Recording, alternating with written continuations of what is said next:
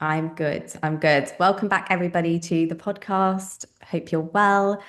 Today, we're going to be talking about a topic that a lot of people have asked questions around, and we wanted to dedicate an episode to it. Probably its first of more episodes, to be honest, because it is such a big topic, and that is orthorexia. Orthorexia is something that I experienced during my eating disorder, Meg less so, although pockets of it at different times, which we will discuss. But just to start with, we thought we'd begin by defining what it is in case it is something that you haven't experienced. So, orthorexia nervosa is an unhealthy obsession with eating pure, clean, or healthy food, all of those things in inverted commas. While it isn't formally recognized in the DSM-5, it is discussed a lot in eating disorder research and eating disorder spaces. And it actually was first described by somebody called Stephen Bratman in 1997, who coined the term after noticing that his patients were really consumed by quote unquote perfect eating. So, unlike anorexia, where the focus is really on quantity and weight, orthorexia focuses a lot more on food quality and purity and those sorts of things. And it is just as rigid and anxiety provoking as anorexia, though. And obviously, sometimes people don't neatly fit into one or the other, they overlap. So it can be tricky sometimes to determine whether it's anorexia or orthorexia, a bit of a mix. Personally, I felt like I had a bit of a mix. So, I thought I'd start by sharing my story a little bit, just so you kind of see my background with it. So, in case you're not sure about my eating disorder story, I actually first started dieting kind of in my late teens, and it was very restrictive in the beginning. So, I kind of restricted, and then I'd stop and I'd eat, and then I'd, right, going to start again tomorrow. And it was this kind of a cycle which took up so much energy in my life. And then I started watching documentaries. And I think this is one documentary that we might have mentioned on Maeve's podcast when she was on around UPFs. And it was called You Are What You Eat. And I used to watch that documentary a lot on repeat. I had her book. I'd literally use it like a holy book. I'd read it over and over and over again, just taking it all in. And I started to think like, oh, well, what I could do is eat these abundance of healthy foods, quote unquote. And then I could lose weight still, and I won't have to feel hungry and that sort of thing. And then there was also all this discussion around like, well, if you eat this food, it's good for you, it's good for your hair and your nails and your this and your that. And I thought, well, that makes a lot of sense as well. So and I didn't have to track calories of everything anymore, which was quite exhausting, as any, I'm sure everybody knows who has had to do that. So I thought, wow, there's some foods that are just almost like free calories that I can just have. And, that will feel like easier to follow and more freeing. And also it helped with the justification. Well, I can have this food because it's got full of vitamins and minerals and these kind of things. So it made also me feel less guilty around food, which was also consuming a lot of my thoughts. So I went through lots of different phases, whether that was cutting out dairy or gluten or sugar or whatever. And actually, it all kind of became more cumulative. I just, when I thought I'd cut out the right thing, I'd then start to cut out something more and more and more. And then the amount of foods that I was allowing myself to eat was becoming less and less and less because I was cutting out dairy, I was cutting out gluten, I was cutting out sugar, anything basically. And as a result, I actually think I started to get a little bit uncomfortable eating those foods, not because there was anything particularly wrong with me, but because when you cut out foods, then your body does probably get a bit less used to those. And so then I started saying, well, I'm intolerant to this and I'm intolerant to that and I'm intolerant to this. And it was like, no, there was nothing wrong with me, literally nothing wrong. Obviously, some people do genuinely have intolerances. My daughter has a full-blown dairy allergy, sadly. And so, it's a very hard thing to live with. But I think where I was cutting these things out of my diet, I was starting to think, or you can even get kind of like irrational thoughts. Oh, well, I had this food and now I got a spot and it must be because of that. So yeah. And then the calorie restriction was still there. So still some foods I was not allowing myself. So it was like these conflicting rules, like, so for example, if you had two pieces of bread, like one was lower calories, but had maybe ingredients in chemicals, emulsifiers, whatever. And then the other one was just three ingredient. bread, but it was more calories, it'd be like, oh my gosh, which one? And then Which you're one do I go stuck. for? Then you're stuck with the paralysis. It was very conflicting a You'd lot of end the up time. in like arguments in your head between your own rules kind of thing, because sometimes the rules would contradict each other. Exactly. And it wasn't even like the rules would contradict just between anorexia and orthorexia. Even within orthorexia, there were conflicting Oh, rules. So, like I wow. said, yeah. So, say for instance, let's say that example of bread, right? So, some people will say gluten is bad. Even now, people will say gluten is bad. But then some people will say sourdough is like incredible for your gut health, right? So now what do you listen to? Do you listen to the fact that sourdough is a gluten? I'm pretty sure it is. I think I've cut out a lot of my knowledge around this, I'll but Google I it. am pretty sure it is a gluten. Or do you listen to the fact that actually sourdough is great for your gut health and the bugs and all that blah blah blah? Like confusing. What one person would say was helpful, another person would say was unhelpful, and I was always then more of my thoughts and my time and energy would go into like researching, like, is this food good for me or is this food bad? At Mm. no point was I really focusing on like, how does it feel in my body?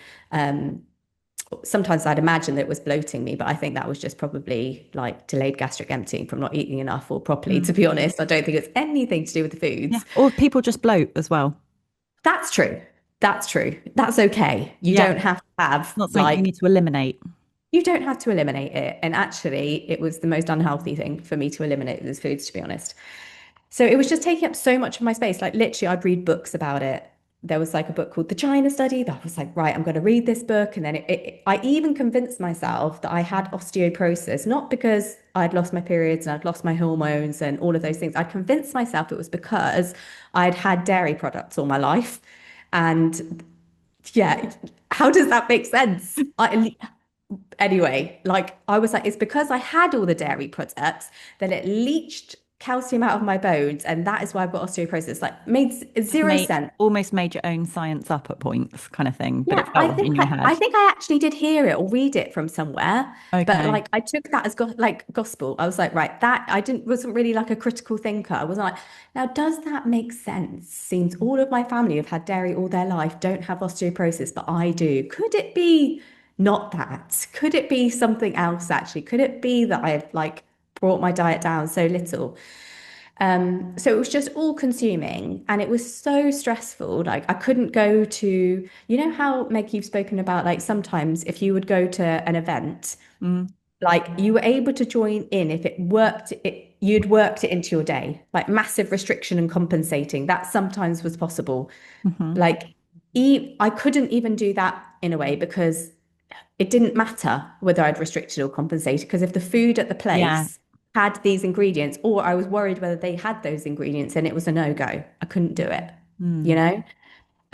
So it's really But then it just became restrictive. part of, Sorry. It was really restrictive on your lifestyle then.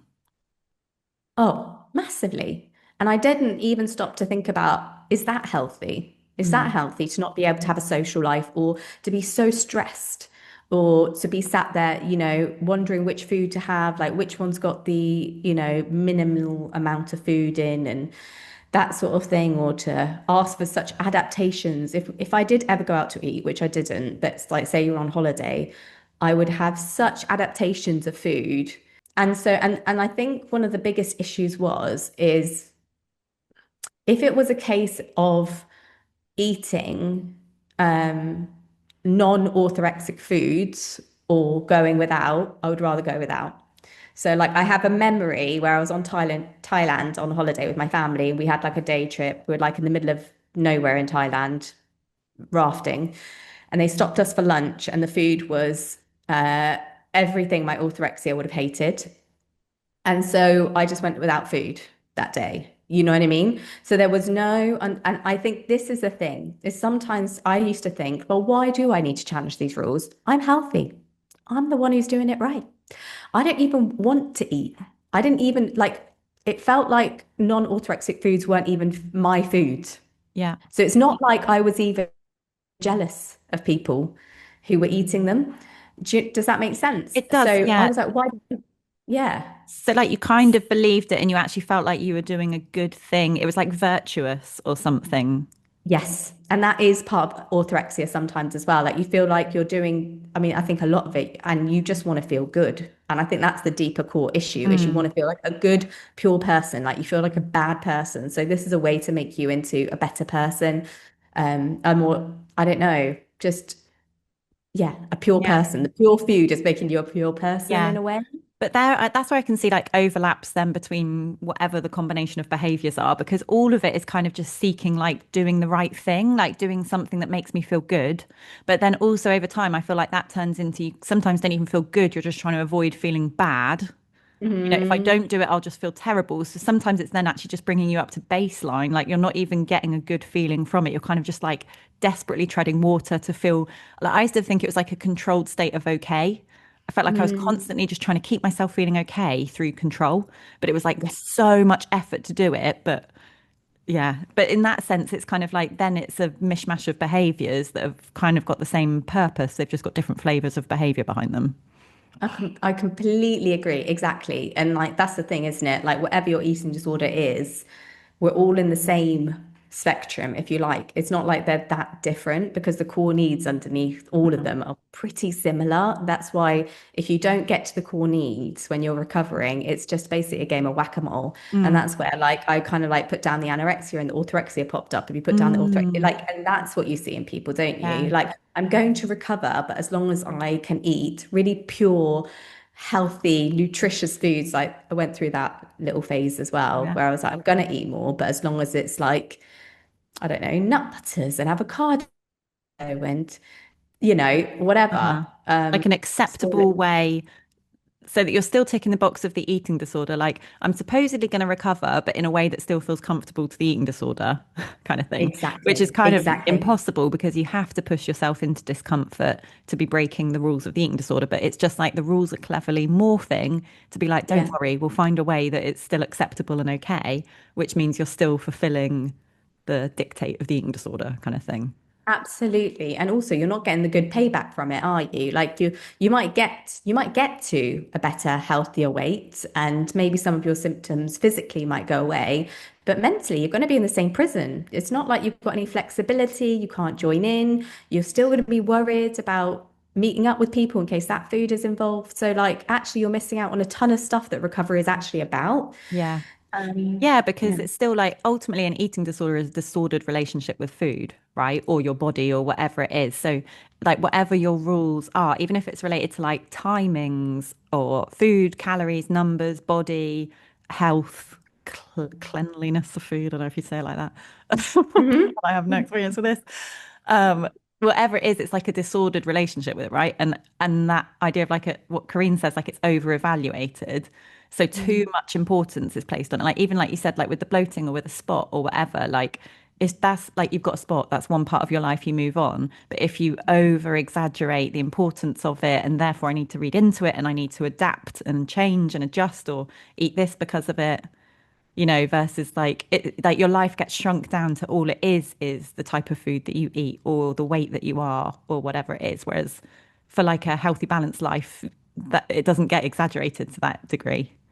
Completely. I completely agree with you. Just to tag along to that, somebody else's experience, who it was different to mine, was that actually she was diagnosed with Lyme's disease and bless her, later on developed cancer. And actually, she said that when she did cut out some certain foods, it actually did help some of her symptoms but initially for a short amount of time, but actually not long term at all. Mm. And then as a result, she had so much worse of an eating disorder because she was left with all of these rules, bless her. And I think that's an important thing to acknowledge because I think if you are living with a chronic condition, there is so much messaging out there around cutting out this food, and you're so desperate. You'd That's do the thing. It's anything, vulnerable right? people. Yeah, it's like preying on Very you. Like, vulnerable. yeah, you'll do anything. You're desperate. Yeah, 100%. And if Yeah, you're so it's given really something difficult. that's then like the solution Yeah, in desperation and a solution that you can control as well in a situation that's very out of your control. yeah, yeah, exactly. It just gives you just, yeah, a bit of control over what you're doing. And then it's really confusing what to do. And, you know, what you can't argue with that. But for her, her experience that she would like to share is that actually it was not helpful to her. And It did result in weight loss for her, which led her more into her eating disorder. But thankfully, she had some fantastic clinicians.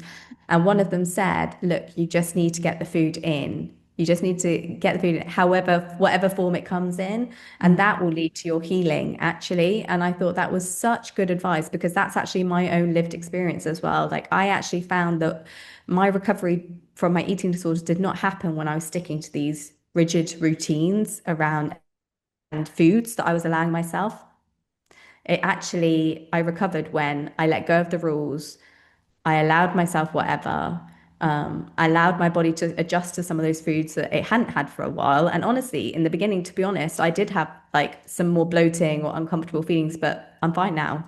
Like mm, my body just needed to kind of get used to those again. But that was the only time when actually recovery happened, was when I let go of all of those rules. And I think she said the same, it was very important for her to not continue to have all of these rules in place because it was just adding to the eating mm. disorder.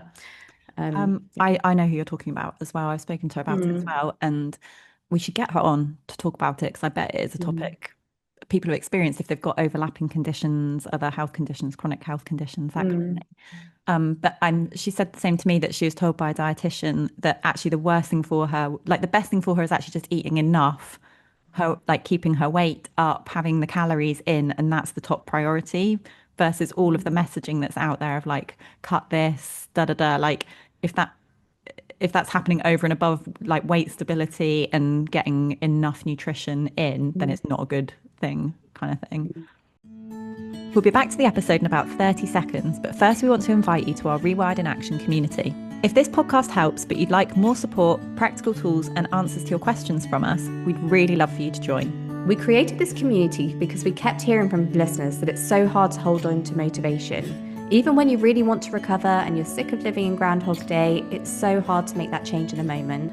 We know exactly what that feels like, and that's why we made this community for you, the one we wish we had in our own recovery to help you break the eating disorder cycles that are keeping you stuck. We meet twice a week on Sundays and Thursdays at 5 p.m. Dubai time, and all the sessions are recorded so you can catch up if you need to. That means that no matter what your time zone, you can still join, and in fact, lots of our participants rewatch the sessions a few times during their week. It's anonymous and listen only. We know how important it is to have a safe space without comparison or triggering details. Our members span 5 decades of life at many different stages of recovery, so whatever your age or stage, we'd love to have you. It's not a replacement for therapy or treatment, But it is consistent, practical, compassionate support that really helps people make meaningful change in their recovery. You'll find all the details in the show notes, and we would love to support you. All right, now back to the episode. In your experience, then recovery for you and like your healthiest was actually when you ate all of the things that you'd been cutting to achieve health. You were actually healthier when you had them, even physically. Like the promises of you'll be healthier in your body, not having these things is actually wrong for you. You were healthier when you did have them. Plus, I guess like net health of you as a person, like your emotional health, your connection to people, yeah, social health, joining in, being able to laugh, having a full personality, not being ruled by food and contradictory rules and all of that kind of thing. So like overall health for you as a person, but also even the thing that it was promising you, you were actually more healthy when you didn't listen to the rules. 100%. Like, so when I had orthorexia, I was also looked at as like very disciplined. It was part of my identity. Like, this is the foods that Safia eats. And it was accepted. It was almost like, well, you wouldn't even offer Safia that food because she's just not going to have it. And isn't that amazing that she doesn't have it? I wish I was like you. I wish I could do that. And to be honest, in my head, I wasn't at that time thinking, oh, well, you should live in my head, see what it's like. I was Right. actually, Oh, yeah, wow. I was like, wow, that's so cool, actually. Yeah, I am. That is my identity. I don't even want to be different to that. Like, this genuinely, I really didn't. It was like even when I was in recovery, I remember Corinne saying, like, you need to eat this particular, I'll say like a sugary breakfast food. And I remember being like, why would I do that? Like, I have no interest in doing it. I don't want to do it. Like, why are you making me do it? And she was like, because you are so consumed with the idea of it. Like, if you have this level of resistance to eating a food, you need to do it. It shouldn't have this much of a hold of you on your life. And like, if I go back to that story I told you in Thailand where I just went without the food. I didn't eat for the day as a result. And I think that that is the issue. That is part of the problem is that if you'd rather go out without food than eat a particular food, it is a massive problem because some food, whatever food it is better than no food at all. But I don't think I appreciated that or understood that.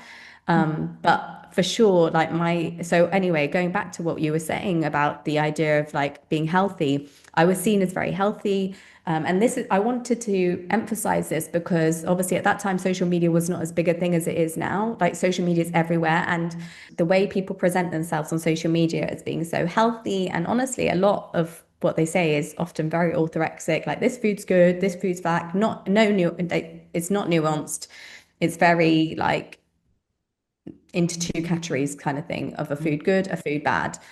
Um, they are presenting as very healthy, and you can think, oh, well, they're doing it. They look amazing. They say that it's made their skin glow, it's made this, it's made that. But that doesn't mean that is what their reality of the situation is, because I Mm. think to everybody else, they thought that's what I was like. But actually, behind the scenes, I was, yeah, hormonally nothing happening. I was tired, cold, not able to join in, consumed with thoughts all the time. Right, if I have this now, I'm going to have that later. Okay, if I have that later, like, have I got that food in? What if I haven't got that rainbow of food, whatever? Like, what if I don't have much time later on in the day? Like, because it used to take a lot of time to eat as well, because obviously these foods are like quite a lot of chewing going on. Like, Like you a know what I cow. mean? Probably, exactly. I think to be honest, Safia. Yeah. But it took time. Honestly, it took me so long to eat. It was just awful. Just like, yeah, yeah, yeah. Lunch breaks were just awful. I think It it's was amazing, such a like rush. to listen to it because I'm like, gosh, you so don't need to do these things. And I think like Yeah. how much I don't say it's like worse my life would be for doing them, like how much more stressed I'd be and that kind of thing. And but then I can so see how like you hear it, you start doing it, you get down a hole of like, oh, but this is better for it. I need to do that. I totally understand how it can happen. But also Mm. like then you're sucked into like that's the truth of it and that's just the way life is. But then like on the other side, looking at it, like it's not at all. It doesn't need to be done. And like to me, I think I would give up, I would sacrifice so much to have to do those things. Yeah. Oh, yeah. Massive sacrifice. I did, and I wouldn't say like it was like I thought I was amazing for it. I did used to get a bit embarrassed by it as Okay. well. Like it's not like it was pure. Like if I'd be in a restaurant, like, can I have that on the side? Can I switch this for this and that for that and this and this? Like it was a lot of that adaptations. It's not like I could have a small portion of it and be like, well, that's probably met the calorie requirements. Like a lot of things had to be chopped and changed. Like I felt that embarrassing. And then Right. my mum, when I'd go home and I'd cook at home, she'd be like she says it now. I think she's traumatized by the situation, but I think I'll mention it because in case there's mums listening and their children do it. She said I used to like just get everything out the fridge, every vegetable, every salad item. Like I had to get everything out, and everything had to be included. So it was like I had that range of vitamins and minerals and whatnots in it. Yeah. So it's not like I loved what I did, but it Okay. was like I couldn't not do it. Yeah. Loads of time studying packets, all of that kind of stuff. And all I can say is thank God for my treatment with Corrine because she just like noticed it. She saw it as a real issue and a problem. And she was like, it's got to stop because uh, all like, when I've spoken before about this idea of like there's like this black cloud over you when you have your eating disorder. Even now, I look back and I think I just feel like there was a black cloud over my life. It was still there when I had the orthorexia. It was not like I was eating the rainbow, so I had a rainbow over my head. No, it was still a black cloud. Like I still couldn't go out for food. I was still very rigid. I was still very all of the eating disorder symptoms. It was just a bit more acceptable from the outside. Mm. People didn't Yeah. see it as big as an issue because you Yeah. can be in it, you can't see it in the size of your body, you can't see it in, you're still eating, you look Yeah. like you're eating an abundant amount actually sometimes, Yeah. like And like so you're it's saying, in a way, it's kind of like not idolized. What's the word? Like reinforced, celebrated. yeah, Thing. yeah, it's everywhere. If you look at the amount of books around clean eating and detoxes or there's like Mm. sections of it in bookshelves in Wow. bookstores, isn't there? So Mm. much on it. So Yeah. Um, Also, when you're saying about like Instagram, and people posting about it and how like compelling that is and they make it look healthy and whatever, whatever. I feel like any post then should have a swipe for life Mhm. impact. Do you know what I mean? Like, Mm, because that's not just a person. You're not just a whatever the food item is, or you're not yeah. just a way of eating. Do you know what I mean? It should also be swipe to find out about my relationships, my connection, my thinking throughout the day, my flexibility, my spontaneity, what a holiday looks like with me. Is it fun? Are we having a laugh together? I was not fun. I'm not gonna lie. I Mm, was not fun. It was still restaurant to restaurant hopping because like, did it have a salad? Did it have a this? Did it have a that? Would they adapt my food? Like, so it wasn't good. It mm. wasn't good. But that's a Um, full person, isn't it? Like, no yeah, one's just a food item or just a mm. way of eating. Like that, you are what you eat. No, you're not. You You are are your not. sense of humor, your connection, your meaning, your joy, your Yeah, memory making, your relationships, so your much more. hobbies, your interests. And that's like when you have a conversation with someone, that's what you care about. Yeah. If you're like Oh, having a good time with a person, hanging out with them, whatever, like that's what you kind of take away from a person. Even if, like you said, it is part of your identity and you are kind of known for it, which I guess must have been a really hard thing to let go of and move away from. But did you find like realizing that there can be more to your identity or more that people will connect to you with? Like, even if they did see that as a part of you, was part of your recovery realizing like there's more to me that I want to be seen for or that I want to engage with people on or them to care about in me? Have I said that yeah. well? I think, yeah, you have said it beautifully. I think the thing that I was lucky with is that it's not like I was part of a group of friends where everybody was eating that way. We know somebody, don't we, who was on one of our recovery and action courses who went to a gym and that whole wellness culture is like she's in it. Her friends are part of it. It's what she does. Da, da, da. I feel like I was on my own with that. So I'd Yeah. created that little bubble for myself. My husband is very much not like that. So I think it really helped because as soon as I let go of that orthorexia, our relationship improved so much more because we were able to go out for food without me asking a million questions about what we're doing. We could eat the same meals at home, you know. Mm. Because he's not going to eat a shitty version of a food with none of the yummy stuff inside. So, it massively improved. I was more like, I had obviously had a freer mind. So I was less rigid in my thinking. I was a bit more spontaneous. I actually think it helped my mental health a lot. Like, I think it actually made me, now looking back, it really added to my low mood. Um, As in all the rules and rigidities and obsession yeah, added to your low mood. obsession. And so letting it Yeah. go improved your mental health, you mean? Yeah, it just feels like a happy time when I let it go, when I finally was like, I'm done, when I'm done. And, like, as I said, it kind of went from like when I let go a bit, I started including some of the orthorexic foods that were higher calorie because I was like, I'm going to gain weight, but on orthorexic food. So that happened. But then when I finally let go and I was like, I'm not doing this in an orthorexic way, I like want real recovery, like genuine recovery. I want to go to somebody's house and not have to worry what they're going to put in the food or ask them or have my adaptation of a food. It was very freeing and it benefited me massively in every way. Like Yeah. it needed to happen. I couldn't have had recovery without that part, if that makes sense. Definitely, yeah. And what motivated you to let it go in that way? Was it focusing on like the things you hated about it? Even it sounds like shining a spotlight on the fact there was things you hated about it because maybe you didn't even notice it in some way. Yeah. I'll be honest with you. I know I probably talk about this too much, but firstly, like I gained weight on orthorexic foods, and I personally, my period still didn't come back. So I was like, well, this isn't working. It's obviously not just about the number for me. Um, but that was my initial motivation. When I decided to experiment to see what happens, I was like, wow, now this is recovery.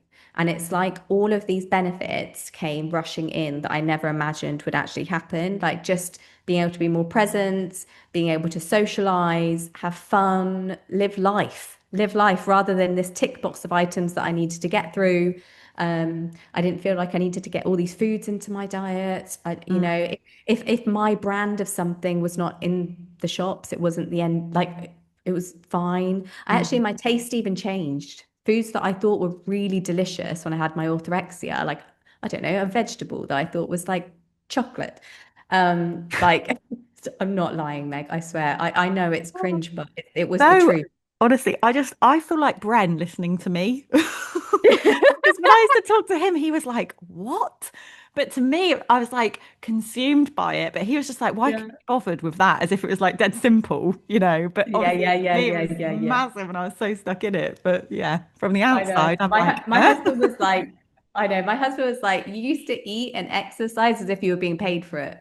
Like he was like, it was such a dedication in your life that he's like, I just don't understand why anybody would do that unless you're like making millions for it or Yeah, whatever. And even then, why would you do it? So yeah, like, because it yeah, it's comes with a just high hard to, cost as well. Even if you were yeah, financially being rewarded, like, is it worth the cost? it's definitely not. Yeah, it's just awful, isn't it? But anyway, my food changed. I was like, I actually don't like eating this many vegetables. I mean, it's quite funny, isn't it? Like, it's probably that was issue. That was probably why I did have the bloating. Like, Mm, do you know what I mean? Like, ultimately, but you just actually can't see creating it when food. you're in it.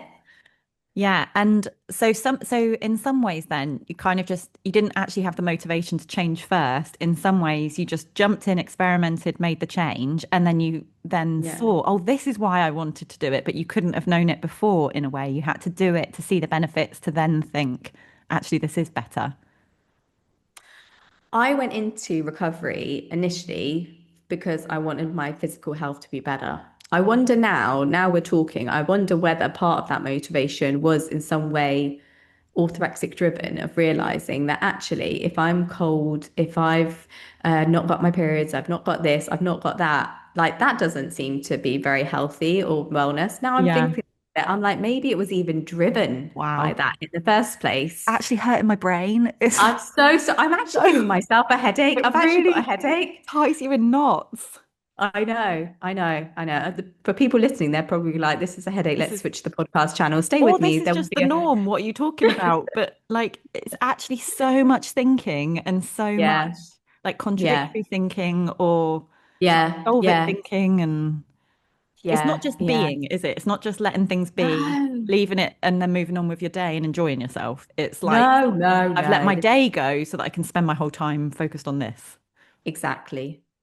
So I think that maybe that's why I went into it. And I just didn't think freedom and mental recovery was ever on the cards for me. Like, I just couldn't imagine that to be my life. Like, I didn't even, it was just this like amazing thing to be like, wow, like I can be free. I don't have to think Mm, about all this stuff all the time. I get to just show up in the day and just food not be the center of it. And, I'm not based on my size and my mm, worth, what I eat, or that is actually what doesn't isn't what makes me pure or a good person. In fact, to be honest, I mean, talking about pure and good, I don't think it made me a good version of myself at all because actually I was very irritable. I was very much like if something got in the way of my food or mm, God, somebody had my food. Imagine if somebody had my food. Oh gosh, like say I was staying at my family's house and then somebody ate the food that was my food. mm, It was very stressful. And then and also if you are really hungry, but your specific food is not there, it's really awful. It's a really awful feeling of needing to, mm. yeah, It it's just, sounds, it's almost like like that you didn't know there was something beyond the boundary, and then you step outside, and in a way, like the relief of you don't have to live like that, like you don't have to be in a cult, but when you're in it, it's all you know, you're indoctrinated, it's the rules, there's a wall around you, so you can't leave, and then you get to actually step across it. But is it hard, the act of that first bit of stepping across it and not doing the things you feel compelled to do or that you're like rule bound to do, is it then difficult in the first instance, but then you repeat it, stick at it, and then start seeing the benefits of it? yeah. I remember some foods, like having it for the first time, like some where I'd eat it for the first time and it was almost like I had a bit of like euphoria of like, I can't believe I actually just did that. Hmm. That is insane. That is absolute insanity. Like, but also a feeling of like, wow, this is amazing. And then sometimes I'd eat it and I honestly felt like, I'll just be honest, it just felt awful that that thing was inside my body. Mm. And I couldn't get it out my head that it was Mm. inside my body. And like, what was it going to do to my body? And what was it doing to my Okay. health? And then in Um, that instance, was it exposure? Like yes. repeat it, and then it kind of neutralizes with time that you realize actually this is okay. If any, and like you said, if anything, I'm getting benefits from it overall. But that Yeah. takes time to see, I guess. It's not like you It do it takes one time time to and you're like, see. oh, it's fine. What was I even Yeah, thinking? exactly. It was repeated exposure. It really helped. I would say my husband was a bit of a coach for me, where he was like, it's no big deal. It's fine. Mm. But I Kind of bet like that's Bren for so I you. was, yeah. And also, like, I imagine surrounding yourself with people who don't think in that way, like your algorithm, what you're following, that kind of thing, not having that influence on you and actually having the opposite influence of you, who are like people who are chill, people who are easygoing, people who are fun, especially if you admire qualities like that, that you can surround yourself with, like, no, this is how I want to be as a person or around food. I'm just laughing because I just remembered, like, actually, yeah, I mean, I guess social media was less of a thing when I was recovering, but YouTube was definitely there. And I'd watch YouTube videos about people and their food diaries. I would spend my time watching what I eat in a day videos, which now I look back and I'm like, give me back flipping time in my 20s that I would spend doing that. And this is another thing. I think like some of the people that I'd watch were like, for instance, they'd say raw foods is the way to go. Like eat raw, then you're going to be healthy. The vitamins are intact, all that jazz. And then somebody else would randomly say, oh, but oh, did you know that if you cook down tomatoes, then you get all of the benefits from the tomatoes and that protects you from the skin? And sorry, I don't know what to do now. I don't know. Do I cook it or do I eat it raw? And also, like, how much raw food can you eat? Like, really? Mm. And by the way, that girl actually ended up being really ill and I think having an eating disorder. Like it came out down the line that she was very unwell. Obviously, at the time, she was not on YouTube. It was very shiny, looking her best life in the sunshine, eating raw. It's really sad, actually, like how many people it influences. And obviously, she was in her own hard place anyway.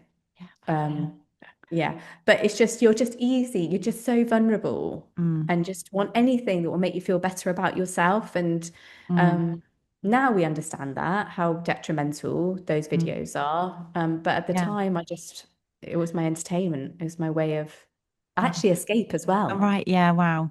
Also, is it, yeah, like research as well? You're kind of doing. Research, Yeah. inspiration. And Yeah. how did you not fall into the trap of that research during recovery? Like you said that you're committing to recovery, but then that you'd have that temptation to, okay, but I'll do it in a perfect way. I'll do it in an orthorexic way. I'm sure it wasn't phrased like that, but I'll find the right way to do it. So did you have like techniques to try and resist falling into that Mm. trap? Yeah, I mean, I just stopped following those people. Like that Okay. was done. Like initially, that was like more of a conscious decision. But honestly, as time went on, I just didn't even have inclination. Like it was just not an interest of mine. Obviously, when you are under eating, you are more obsessed with food and cookbooks and that sort of thing.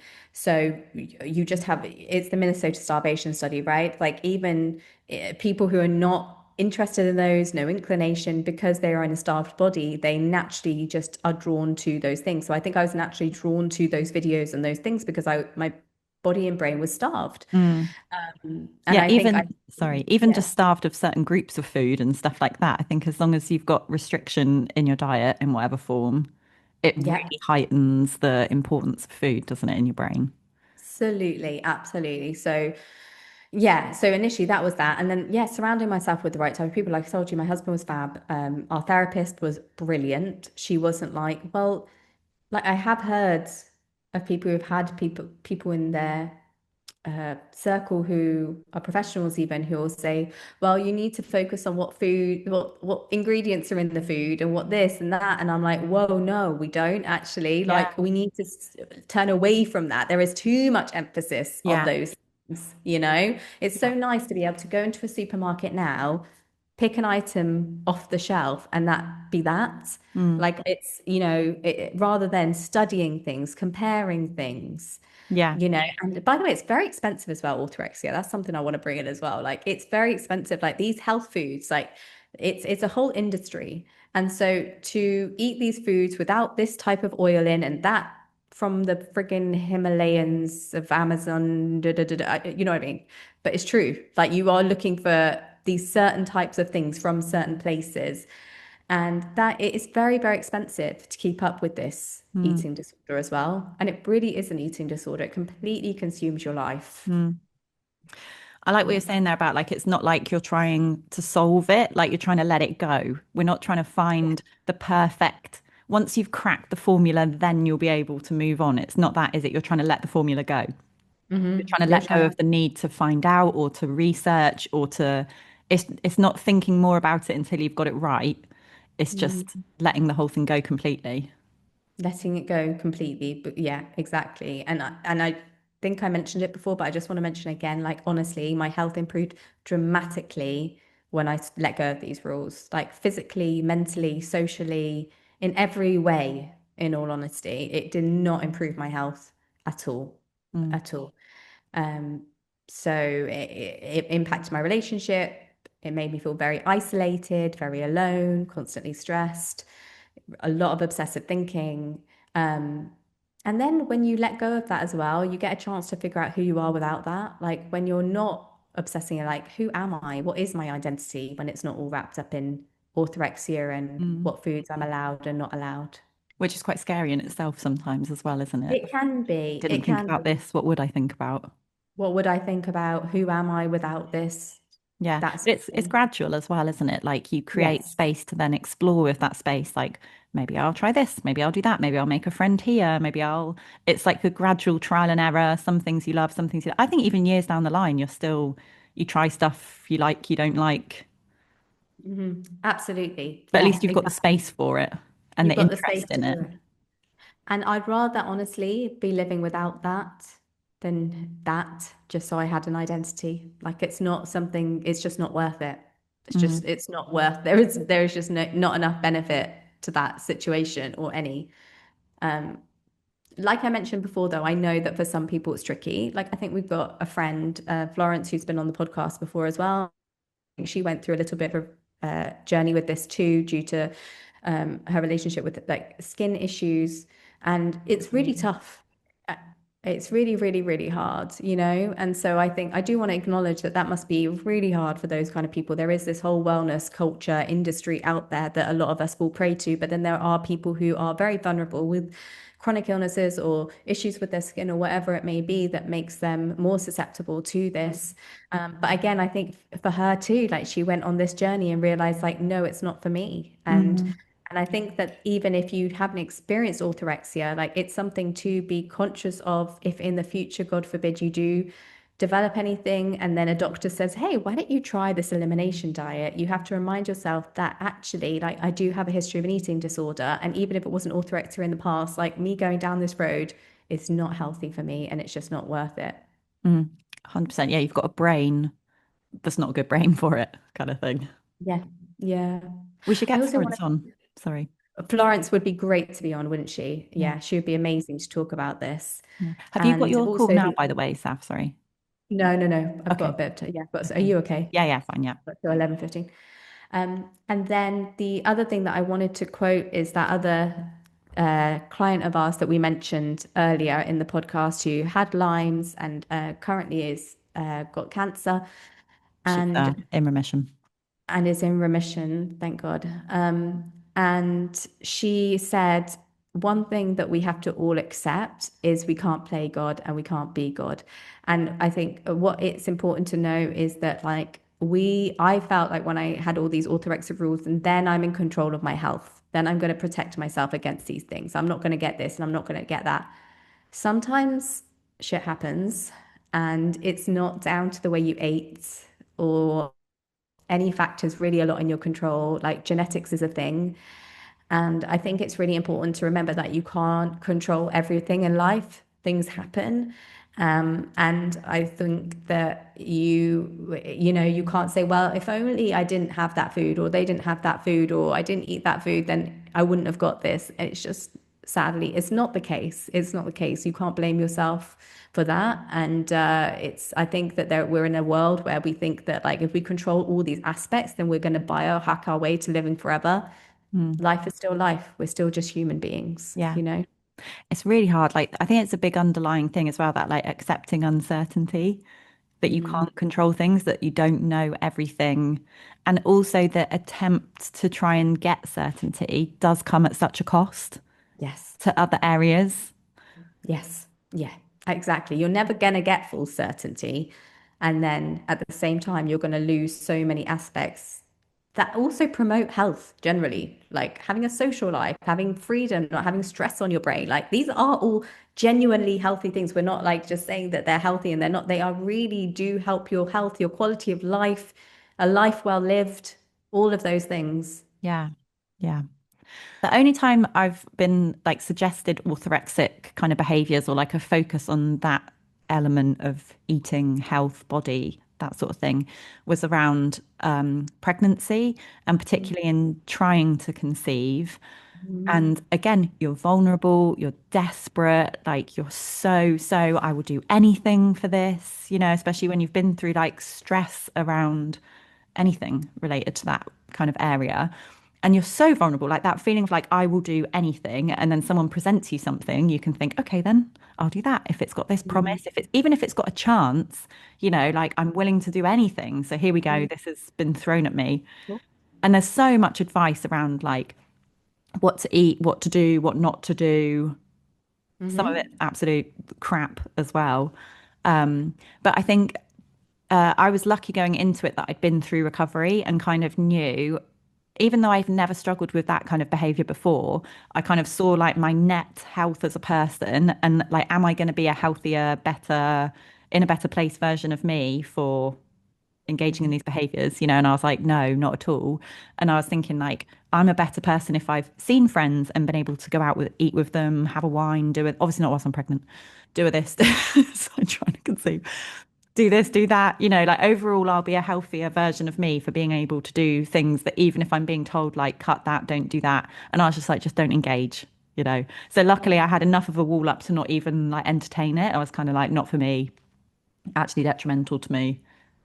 Completely.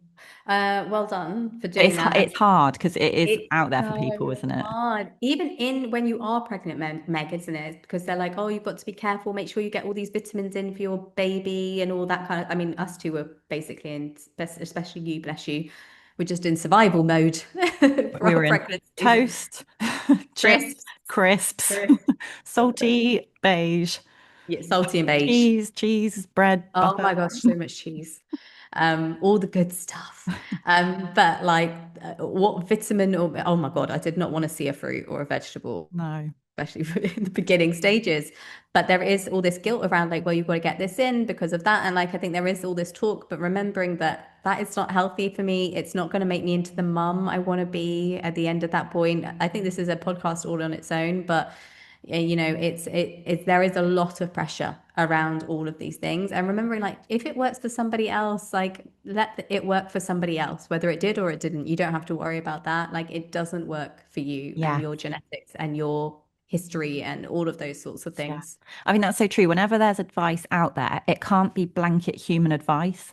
There's no Mm, piece of advice that fits every human. And if mm, that advice, like whatever you're reading, even in literal like medical advice, if it was actually tailored to you and your mm, situation, taking the whole of you into account, your full health history, it would mm. probably read differently.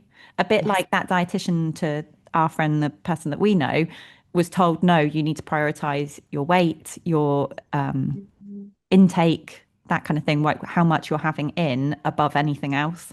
Yes, yes, absolutely. Yeah. So yeah, you can't just take one piece of advice that is put out there for pregnant women or women looking to get pregnant or whatever stage of life you are and just slap it onto your life. It doesn't apply.